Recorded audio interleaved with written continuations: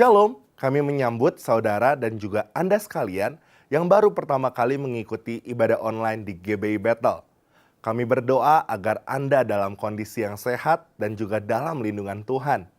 Bagi Anda yang baru pertama kali mengikuti ibadah online, ataupun Anda yang memerlukan dukungan doa, silakan mengirimkan komentar melalui kolom chat. Sebelum kita mengikuti ibadah ini, mari sama-sama kita bersatu dalam doa. Bapa, kami mengucap syukur kalau Tuhan Yesus telah menyertai kami. Kami sementara akan mengikuti ibadah ini, sertai dari awal, pertengahan, hingga akhirnya. Di dalam nama Tuhan Yesus, kami telah berdoa dan mengucap syukur. Haleluya. Amin. Selamat beribadah dan Tuhan Yesus memberkati. Kami Tuhan, kami naikkan hanya untuk-Mu, untuk penyertaan-Mu Tuhan, di sepanjang kehidupan kami, bahwa sampai detik ini, kami masih ada. Bukan karena kuat kami, namun karena kasih anugerah-Mu Tuhan.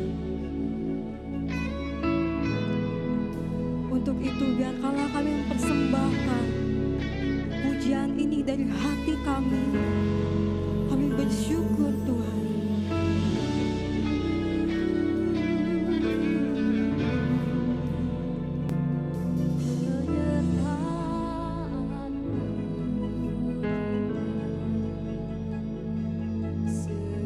Segalanya bagiku, hadirmu di hidupku.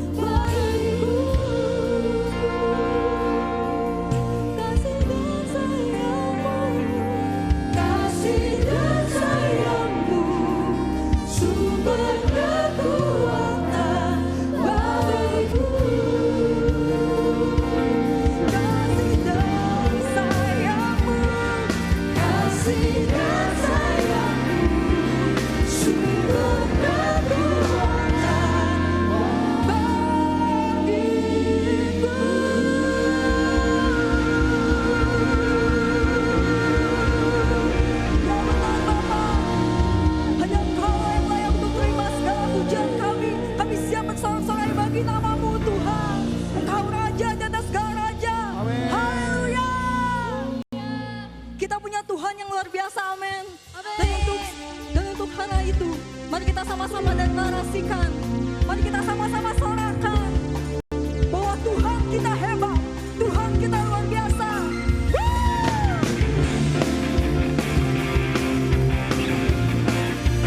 Mari kita bersorak-sorai, kita angkat suara kita. Bagi Dia, Raja di atas segala raja, sama-sama kita nyanyikan. Bersorak-sorai hai umat Tuhan, kudus dan mulialah namanya. Besarlah kasih-Nya, ajaib perbuatan-Nya, berkuasa selama-lamanya. Sama-sama melompat. Bagi Dia yang memerintah, yang layak terima segala pujian. Bagi Dia yang bertata, surga bumi sujud menyembah di hadapan-Nya. Sama-sama bertepuk tangan dan kepala kita, come on. Sama-sama sorakan. Bersorak-sorai hai umat Tuhan, Engkau kudus dan mulia. Kudus dan mulialah namanya. Besarlah kasih-Nya, ajaib perbuatan-Nya, berkuasa selama-lamanya. Sama-sama angkat tangan. Bagi Dia yang memerintah, yang layak terima segala pujian. Bagi Dia yang bertata, surga bumi sujud menyembah di hadapan-Nya.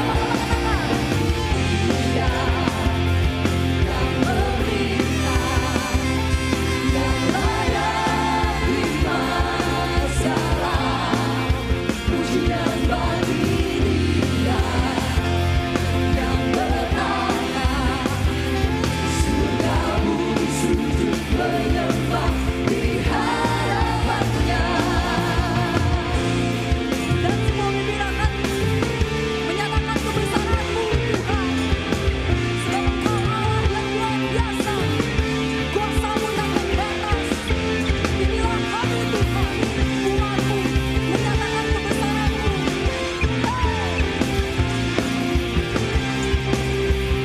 Mari kita sama-sama katakan. Dia yang memerintah, yang layak terima.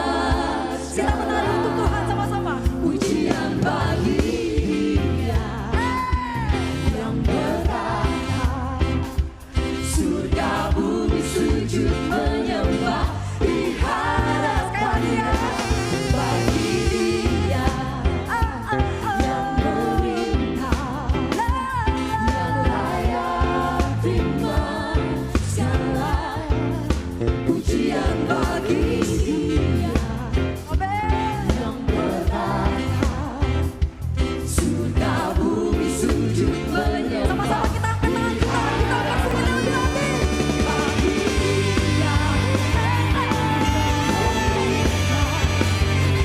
yang layak terima segala pujian. Bagi Dia yang bertata, surga bumi sujud menyembah di hadapan-Nya.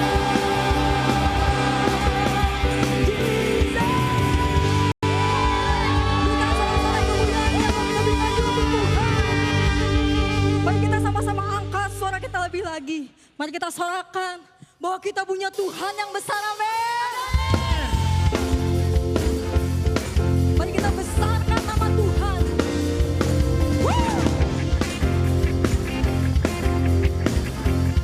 Mari kita sama-sama katakan.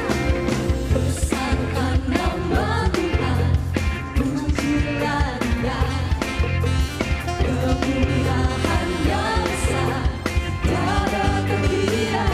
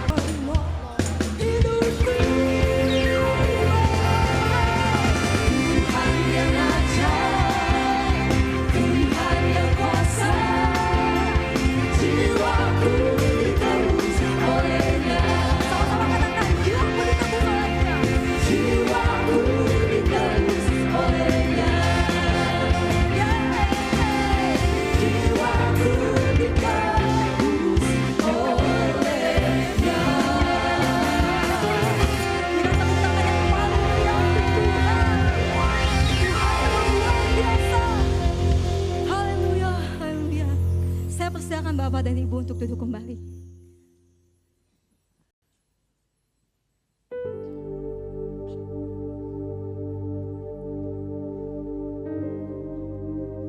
Mari sama-sama kita persiapkan hati kita untuk mendengarkan kebenaran firman-Nya. Mari kita ambil waktu sejenak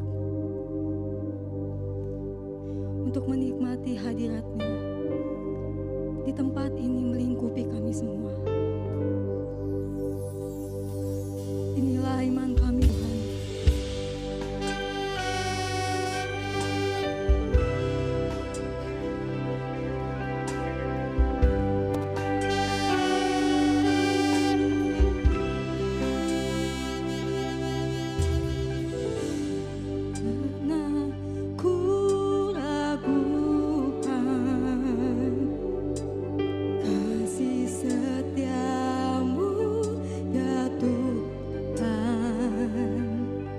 Setiap waktu dalam hidupku tak pernah kau tinggalkan. Meski langit tampak suram, awan gelap pun menghadap. Hadapi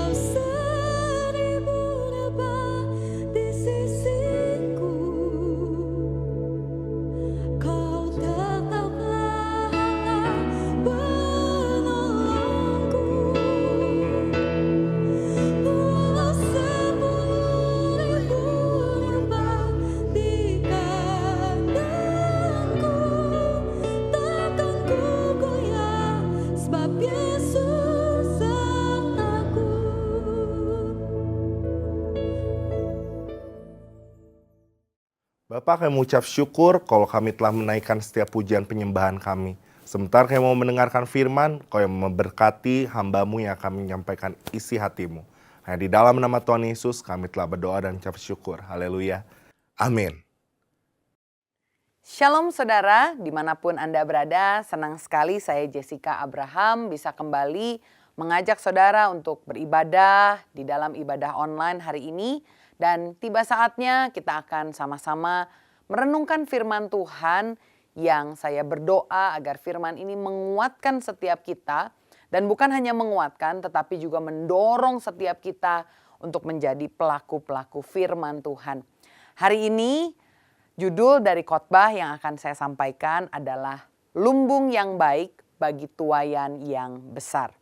Sebelumnya saya akan bacakan dari firman Tuhan dalam Matius pasalnya yang ke-9 ayat 35 sampai 38. Demikianlah Yesus berkeliling ke semua kota dan desa. Ia mengajar dalam rumah-rumah ibadat dan memberitakan Injil kerajaan sorga, serta melenyapkan segala penyakit dan kelemahan. Melihat banyak orang itu, tergeraklah hati Yesus oleh belas kasihan kepada mereka, karena mereka lelah dan terlantar, seperti domba yang tidak bergembala. Maka katanya kepada murid-muridnya, tuaian memang banyak, tetapi pekerja sedikit. Karena itu, mintalah kepada Tuan yang empunya tuaian, supaya ia mengirimkan pekerja-pekerja untuk tuaian itu. Amin. Kalau saya boleh bertanya kepada saudara, menurut saudara, apakah pandemi membuat gereja Tuhan bertambah atau berkurang? Apakah pandemi yang kita rasakan hampir selama 2 tahun yang memindahkan atau membuat tembok-tembok gereja menjadi tidak kelihatan karena ibadah sekarang sama seperti yang saudara sedang lakukan, bisa dilakukan di mana saja. Saya tidak tahu saudara ada di mana, mungkin ada di rumah, mungkin ada di mobil, mungkin sedang ada di taman atau di mana, saya tidak tahu. Tapi pada intinya adalah ibadah ternyata sekarang bisa dilakukan juga secara online.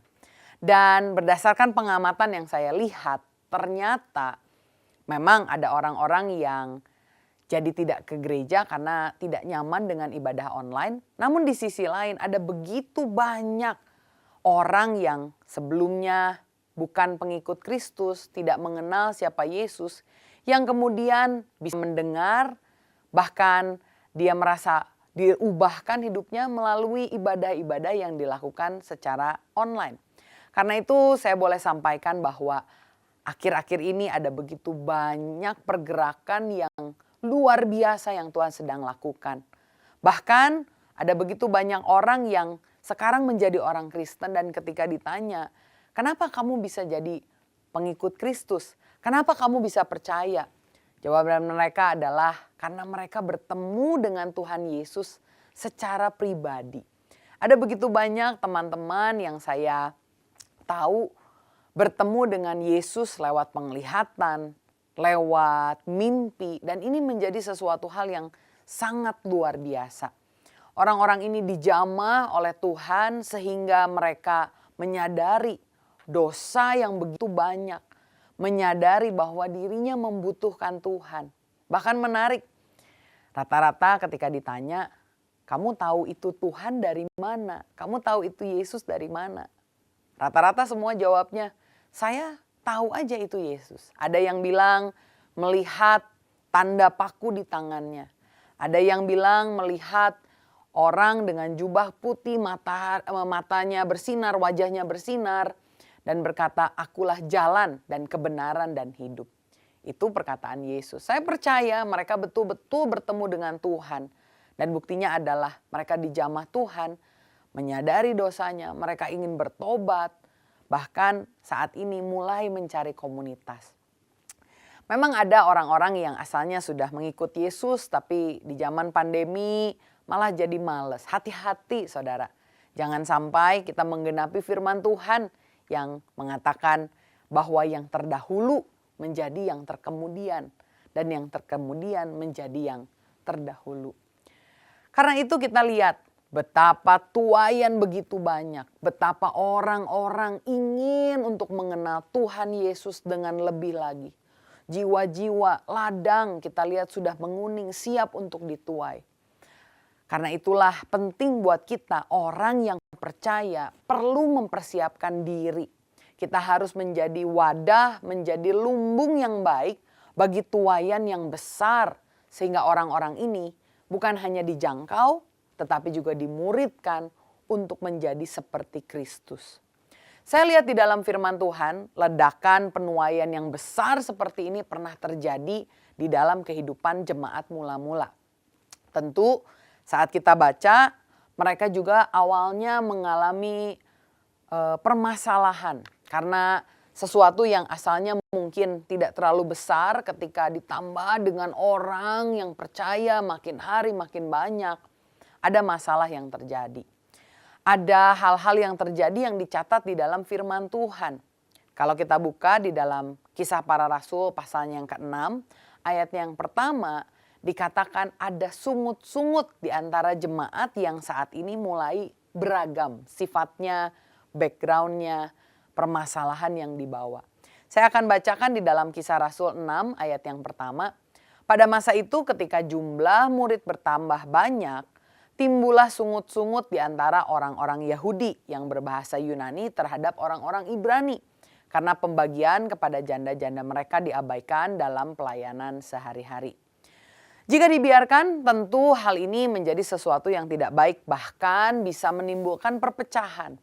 Dan hari ini kita akan melihat ada 3 hal yang dilakukan oleh jemaat di gereja mula-mula untuk mereka bisa mempersiapkan diri menjadi lumbung yang baik bagi tuaian yang banyak. Bagaimana jemaat mula-mula mengatasi permasalahan tersebut sehingga penuaian jiwa yang mereka alami dan mereka jangkau dapat didewasakan dengan baik. Saya lihat yang pertama adalah mereka menyadari bahwa mereka harus menjadi jemaat yang melayani. Saya bacakan ayat firman Tuhan di dalam Kisah Rasul 6 ayat 2 sampai 4 dikatakan, berhubung dengan itu kedua belas rasul itu memanggil semua murid berkumpul dan berkata, kami tidak merasa puas karena kami melalaikan firman Allah untuk melayani meja. Karena itu saudara-saudara, pilihlah 7 orang di antara kamu yang terkenal baik dan yang penuh Roh Kudus dan hikmat, supaya kami mengangkat mereka untuk tugas itu. Dan supaya kami sendiri dapat memusatkan pikiran dalam doa dan pelayanan firman. Di dalam jemaat yang mula-mula ternyata rasul-rasul awalnya 12 murid karena Yudas diganti oleh Matias. 12 murid ini mengusahakan semuanya. Sehingga ketika orang bertambah banyak, pelayanan mereka menjadi tidak excellent lagi. Tapi di sisi lain, penggalian firman itu juga menjadi terganggu karena mereka sibuk untuk melakukan pelayanan yang disebut sebagai pelayanan meja. Dan ini tentunya sesuatu hal yang tidak baik. Kalau kita lihat di dalam gereja kita sendiri atau di dalam komunitas kita sendiri, terkadang ada juga orang-orang yang jadi tidak merasa puas karena ada hal-hal yang mungkin ada pelayanan yang kurang excellent, atau mungkin ada penggalian firman yang jadi tidak fokus karena para gembala atau para pemimpin begitu sibuk melayani hal-hal yang teknis. Saya mungkin bisa lihat dan mau mengajak saudara untuk merenungkan ini. Mungkin pertanyaannya adalah terletak dalam bagaimana kita melihat gereja. Apakah saudara melihat gereja sebagai kapal pesiar ataukah sebagai kapal tempur? Kalau saudara melihat gereja atau komunitas kita sebagai kapal pesiar, tentu kita maunya selalu untuk dilayani. Karena dalam kapal pesiar semua orang datang karena kenyamanannya. Mau dilayani makan, dikasih entertainment, dikasih hal-hal yang baik, bonus misalkan. Semua dilakukan untuk kepuasan sendiri. Tapi beda kalau kita melihat gereja sebagai kapal tempur. Karena kalau kita pergi ke kapal tempur, kita tahu bahwa kita ini datang untuk berperang. Sehingga semua harus berfungsi sesuai dengan bagiannya. Ada orang yang mungkin mengatur nahkoda. Ada orang yang mungkin mengatur perbekalan. Ada orang yang mengatur atau melihat peta, melihat arah angin. Ada orang yang bersiap di tempat senjata. Tetapi intinya adalah semua orang berfungsi sesuai dengan bagiannya. Gereja tidak boleh dilihat sebagai kapal pesiar, tetapi harus dilihat sebagai kapal tempur. Gereja adalah tubuh Kristus di mana setiap anggota bukan tidak ada fungsinya, tetapi semua memiliki fungsi, dan agar tubuh bekerja dengan baik, semua fungsinya harus dilakukan dengan baik juga. Artinya tidak boleh anggota jemaat hanya mengandalkan pendeta saja. Tetapi semua orang harus belajar sadar untuk melayani. Ini adalah teladan Tuhan Yesus. Karena itu ketika Yesus datang, Yesus berkata, Matius 20 ayat 28. Sama seperti anak manusia datang bukan untuk dilayani, melainkan untuk melayani. Dan untuk memberikan nyawanya menjadi tebusan bagi banyak orang. Saya lihat Tuhan Yesus menjadi tempat yang sangat baik untuk orang datang yang berdosa jadi bertobat, yang bertobat didewasakan karena Yesus adalah orang yang melayani. Dan kalau gereja juga melayani, semua anggota jemaatnya menyadari bahwa pelayanan bukan hanya untuk gembala, bukan hanya untuk pekerja, bukan hanya untuk pengurus, tapi untuk semua orang. Maka tuayan yang datang ke dalam lumbung gereja itu bisa dilayani dan didewasakan dengan baik. Kalau ada satu orang melayani 3 orang, kemudian 3 orang itu melayani 3 orang yang lain, lalu 3 orang yang dilayani itu melakukannya lagi. Bukankah pada akhirnya semua orang akan merasakan kasih Tuhan Yesus di dalam kehidupannya? Tentu saja. Karena itu saya mau menantang setiap dari kita, saudara yang mendengar khotbah ini, kalau belum melayani, mari kita bersama-sama belajar untuk melayani. Seperti Yesus datang bukan untuk dilayani, tetapi untuk melayani. Dan kalau kita melayani, bukan hanya orang-orang diberkati, tetapi kita sendiri secara rohani akan bertumbuh. Saya sering dengar ada orang bilang, aduh saya kayaknya gak bertumbuh di gereja A atau di gereja B. Wah rasanya khotbahnya gitu-gitu aja. Kayaknya gak dapet apa-apa. Waktu saya tanya, sudah melayani belum? Jawabannya belum. Saya hanya jemaat setia. Baik saudara menjadi jemaat setia, tetapi alangkah lebih baiknya lagi kalau saudara melayani. Karena ketika kita melayani, kita fokus untuk melayani orang, melayani Tuhan, kita secara kerohanian akan bertumbuh. Kita tidak fokus sama diri kita sendiri lagi, tapi kita mau berkorban untuk mereka. Mari kita melayani sehingga tuaian yang datang bisa digembalakan dengan baik. Hal kedua yang dilakukan oleh jemaat mula-mula bukan hanya mereka menjadi jemaat yang melayani, tetapi mereka menjadi jemaat yang beriman dan penuh dengan Roh Kudus. Kisah Rasul 6 ayat yang kelima dikatakan usul itu diterima baik oleh seluruh jemaat itu. Lalu mereka memilih Stefanus, seorang yang penuh iman dan Roh Kudus. Dan Filipus, Prokorus, Nikanor, Timon, Permenas, dan Nikolaus, seorang penganut agama Yahudi dari Antioquia. Saya lihat ternyata selain melayani, jemaat di gereja mula-mula adalah jemaat yang beriman dan penuh dengan Roh Kudus. Dengan demikian, pelayanannya itu bukan untuk kepentingan pribadi, bukan untuk ambisi pribadi, tetapi mereka melayani didasari dengan buah-buah Roh Kudus yang ada dalam dirinya. Ini berbicara soal karakter Kristus. Dan tentu ketika ada orang-orang baru, petobat-petobat baru datang ke gereja kita, ketika mereka dilayani dan pelayanan yang kita berikan adalah pelayanan yang didasari oleh iman, oleh kepenuhan dari Roh Kudus, dampaknya akan berbeda, saudara. Saya pernah dengar ada satu cerita menyedihkan buat saya. Ada satu orang yang sudah lama tidak pernah ke gereja, kecewa, tapi akhirnya bertemu kembali dengan Kristus, datang ke gereja untuk pertama kali. Dan apa yang terjadi? Dia cerita ada usher, kita tahu ya di gereja itu ada orang-orang yang menyambut tamu yang baru, malah berebut untuk memberikan konsumsi. Mereka malah saling ingin cepet-cepetan untuk kasih konsumsi sehingga tidak elok kelihatannya. Bahkan orang ini bilang, aduh kok di gereja kayak gini ya. Kita prihatin dengan kejadian itu karena itu. Kita ingatkan pada diri kita sendiri. Ketika kita melayani, kita harus penuh dengan iman. Kita harus penuh dengan Roh Kudus. Sehingga setiap pelayanan yang diberikan bukan untuk diri kita. Tetapi untuk Tuhan Yesus. Jangan sampai loh ada orang yang kembali berkata seperti Mahatma Gandhi pernah bilang. I like your Christ. Saya suka Kristusmu. But I don't like your Christians. Tapi saya gak suka orang-orang Kristen. Karena ternyata apa yang disampaikan oleh Kristus 100%, 180 derajat berbeda dengan apa yang dikatakan oleh orang Kristen.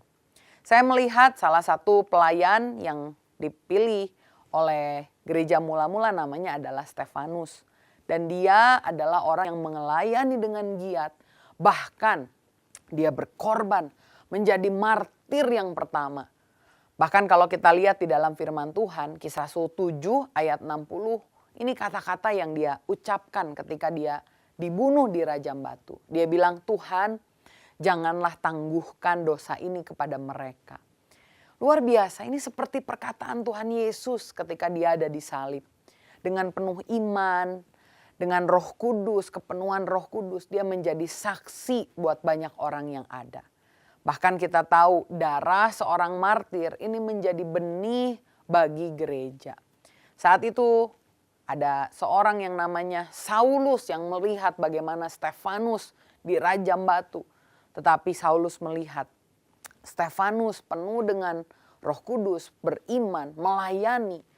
Dan saya percaya ini menjadi satu kesaksian yang membuat dia terkagum atau bingung. Mari hari ini kita juga harus terus beriman, penuh dengan Roh Kudus. Dan ketika kita hidup melayani, kita menjadi teladan. Kita memancarkan kasih Kristus sehingga kita menjadi wadah yang baik untuk tuayan yang datang kepada gereja dan komunitas kita. Dan yang terakhir, bukan hanya melayani, bukan hanya penuh dengan Roh Kudus dan beriman. Saya lihat gereja mula-mula bisa menampung tuayan yang begitu banyak karena mereka menjadi jemaat yang berdoa. Kisah Rasul 6 ayat yang ke-6 sampai yang ke-7 berkata, mereka itu dihadapkan kepada rasul-rasul, lalu rasul-rasul itu pun berdoa dan meletakkan tangan di atas mereka. Saya percaya agar gereja dapat menjadi lumbung yang baik bagi tuayan jiwa-jiwa. Selain yang tadi kita sudah bahas, ada satu hal yang seringkali dilupakan oleh gereja. Kita melihat ternyata gereja itu bukan hanya sekedar masalah teknis, masalah skill, masalah karakter. Tetapi gereja juga harus dipenuhi dengan kuasa ilahi. Bagaimana kita mendapatkannya? Lewat kepenuhan Roh Kudus dan juga lewat doa. Gereja harus dipenuhi dengan jemaat-jemaat yang berdoa. Karena doa merupakan kekuatan dari pelayanan gereja. Doa menyadarkan kita bahwa ayat tadi yang kita baca, kita adalah pekerja dan Tuhan adalah tuannya. Sehingga ketika kita menuai dan kita melihat, wah tuayannya banyak sekali. Kita perlu minta kekuatan oleh Tuhan.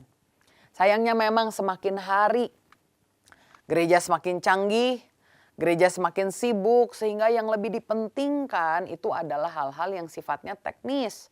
Tentu itu tidak salah, memberikan pelayanan yang terbaik, memberikan pujian penyembahan dengan choir, pakai sequencer, dengan kamera yang baik, lighting yang baik, itu semua bagus.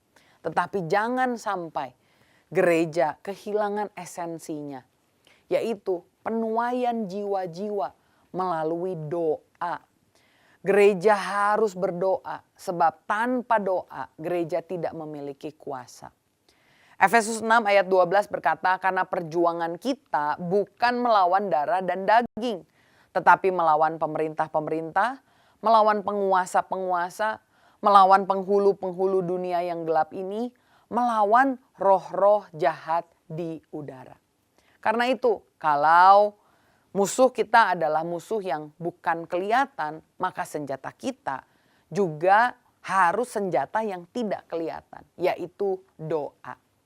Di dalam Alkitab ada begitu banyak tokoh yang menunjukkan kehidupan berdoa. Dan bagaimana doa mereka bisa menyelamatkan atau bisa menjangkau orang-orang dan membuat mereka berbalik kepada Tuhan karena percaya. Kita lihat Abraham berdoa sehingga Lot yang harusnya hancur bersama dengan Sodom dan Gomora itu mendapatkan keselamatan karena Tuhan mengirim malaikat ke sana. Musa juga berdoa ketika Musa meminta agar Tuhan tidak memurkai bangsa Israel. Tuhan mengabulkan doanya. Ketika Musa mengangkat tangannya, kemenangan terjadi buat bangsa Israel. Yesus juga secara konsisten melayani, dia berdoa. Yesus, Allah sendiri, ketika dia menjelma menjadi manusia, dia tidak melupakan kehidupan doa. Karena Yesus tahu ada kekuatan di dalam doa. Paulus, rasul yang begitu luar biasa membangun banyak gereja. Bahkan meminta dukungan kepada jemaat untuk berdoa baginya dalam pelayanan. Saya melihat bahwa betul doa adalah senjata yang penting sekali agar kita bisa memenangkan jiwa. Ada satu perkataan yang saya suka dari seorang yang telah mengembalakan gereja selama lebih dari 60 tahun. Nama orang ini adalah Sidlow Baxter. Dia bilang, "Man may spurn our appeals, reject our message, oppose our arguments, despise our person, but they are helpless against our prayers." Artinya, orang mungkin mengabaikan permohonan kita, menolak pesan kita, melawan, mendebat argumen kita, bahkan menghina diri kita. Tetapi mereka tidak akan berdaya terhadap doa kita.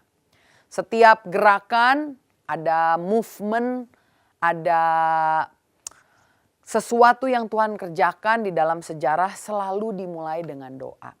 Pentakosta pertama ketika Roh Kudus turun, orang-orang murid-murid Yesus sedang berdoa dan Tuhan melawat dengan dahsyat. Di tahun 1906 di Los Angeles terjadi kebangkitan besar-besaran di Azusa Street. Kenapa itu bisa terjadi? Karena ada orang yang berkumpul berdoa minta Roh Kudus dicurahkan. Karena itu ada terjadi perubahan yang besar dalam hidup mereka. Orang-orang menerima, satu orang ras kulit putih menerima orang ras kulit hitam. Padahal pada saat itu terjadi perselisihan di antara mereka. Kita pernah dengar ada gerakan yang dilakukan oleh Tuhan di Korea. Yoido Church menjadi gereja terbesar di seluruh dunia. Mereka memulainya dengan prayer meeting, doa fajar jam 4:30. Selama 3 jam sehari minimal mereka berdoa dan Tuhan melawat. Kisah Para Rasul 2 ayat 42. Jemaat juga bertekun di dalam doa. Karena itu hari ini maukah kita belajar untuk berdoa? Berdoa bukan untuk diri kita sendiri, kemauan kita, keinginan kita, kerinduan kita. Tetapi maukah kita sama seperti Yesus? Ketika melihat orang banyak, kita berbelas kasih. Kita berdoa buat mereka, meminta Tuhan memampukan kita, mengirimkan orang lebih banyak lagi untuk menjangkau orang-orang ini. Maukah kita berdoa untuk keselamatan jiwa-jiwa? Saya percaya ketika kita menjadi jemaat yang melayani, jemaat yang penuh dengan Roh Kudus, penuh dengan iman, dan menjadi jemaat yang berdoa, maka hasilnya ini yang akan dicapai. Kisah Rasul 6 ayat yang ke-7 berkata, firman Allah makin tersebar dan jumlah murid di Yerusalem makin bertambah banyak. Juga sejumlah besar imam menyerahkan diri dan percaya. Mari kita sama-sama satukan hati, satukan tenaga, fokuskan untuk menuntaskan amanat agung. Karena Tuhan Yesus akan datang segera. Dan sebelum dia datang, berita Injil harus dibagikan. Sehingga setiap orang yang mendengar namanya akan mengaku Yesus Kristus Tuhan. Bertekuk lutut. Tuaian begitu banyak. Jangan sampai kita hanya berpangku tangan, kita tidak terlibat. Tapi mari kita ikut apa yang menjadi amanat agung Tuhan Yesus. Menjadikan bangsa murid-murid Tuhan Yesus, membaptis mereka, mengajar mereka. Sehingga semakin hari kita bersama-sama dengan mereka mempersiapkan diri dengan lebih baik lagi untuk menanti kedatangan Tuhan Yesus yang kedua kali. Kiranya firman ini menguatkan setiap kita dan mendorong setiap dari kita untuk sama-sama terlibat di dalam pemberitaan Injil Kerajaan Allah. Amin. Saya akan tutup di dalam doa, mari kita berdoa. Bapa mengucap syukur buat firman Tuhan yang telah disampaikan. Biarkan kami tidak menjadi orang percaya yang egois, tapi kami menjadi orang percaya yang juga rindu berbelas kasih seperti Kristus ketika melihat jiwa-jiwa. Kami tahu Tuhan tuaian begitu banyak, ladang sudah kuning siap untuk dituai. Pakai kami, gerejamu, jemaatmu untuk menjadi lumbung yang baik bagi tuaian-tuaian untuk bisa datang. Dan biarkan Tuhan, Roh Kudus, Kau yang memateraikan firman-Mu, sehingga setiap dari kami bukan hanya menjadi pendengar, tetapi menjadi pelaku firman Tuhan. Dan kiranya firman Tuhan ini bertumbuh di dalam hati kami dan Tuhan yang selalu disenangkan. Terima kasih Bapa, kami mengucap syukur hanya di dalam nama Tuhan Yesus Kristus. Haleluya. Amin. Tuhan Yesus memberkati, tetap semangat.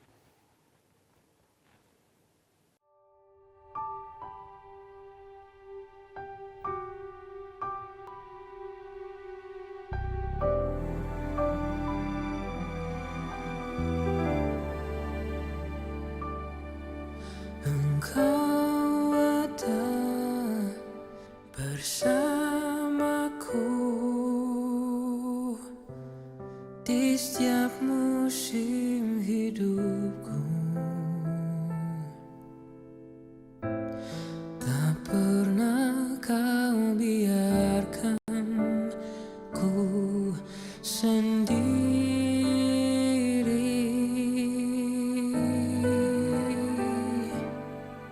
Kekuatan di jiwaku adalah bersamamu. Tak pernah ku ragukan kasih-Mu.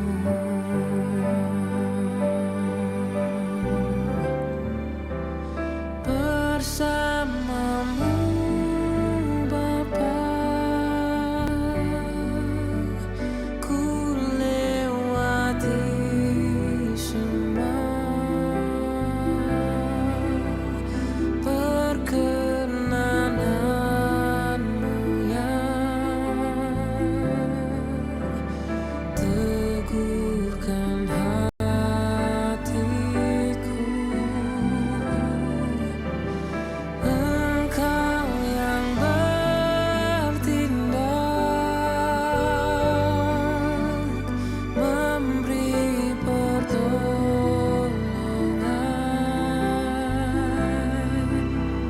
Anugerah-Mu besar melimpah bagiku.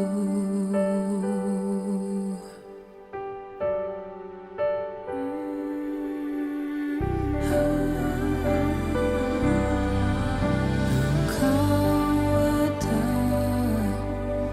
bersamaku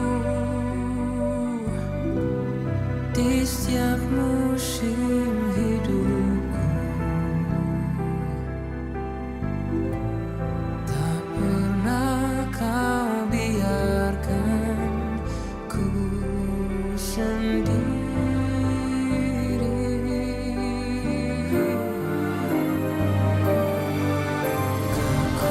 Kekuatan di jiwaku adalah bersamamu. Tak pernah ku ragukan kasih-Mu.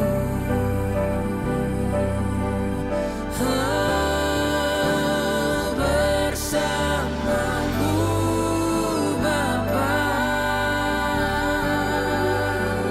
ku lewati semua perkenanan-Mu yang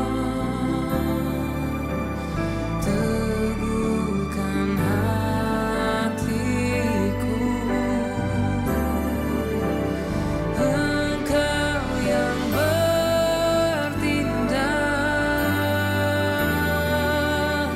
memberi pertolongan.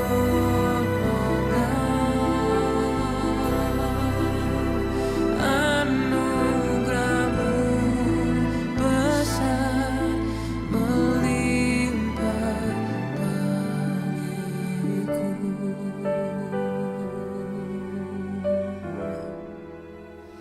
Anugerah-Mu besar melimpah bagiku.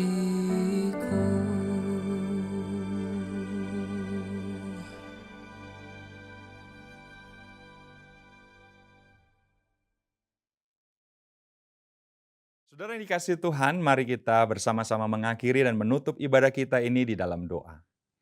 Bapa Surgawi, kami menaikkan syukur karena pertolongan Tuhan, urapan Tuhan, jamahan-Mu kepada setiap kami pribadi lepas pribadi. Sepanjang kami mengikuti ibadah ini, meteraikanlah seluruh berkat-Mu dalam hidup kami ya Tuhan. Dan kami percaya kami menjadi orang-orang yang melakukan, melaksanakan kebenaran firman-Mu karena kuasa Roh Kudus-Mu yang bekerja. Sekarang kami memohon berkat Tuhan turun atas kami, turunlah atas kami sekalian berkat yang berasal dari Allah Bapa Surgawi, kasih sayang dan karunia yang kekal dari Tuhan kami Yesus Kristus, persekutuan dan urapan baru dari Roh Kudus, mengalir atas setiap kami, membawa kemenangan, keberhasilan bagi setiap kami. Dan kami terima seluruh berkat-Mu itu hanya di dalam nama Tuhan Yesus Kristus. Semua kita yang percaya, semua kita yang diberkati, mari katakan, amin. Tuhan memberkati kita sekalian.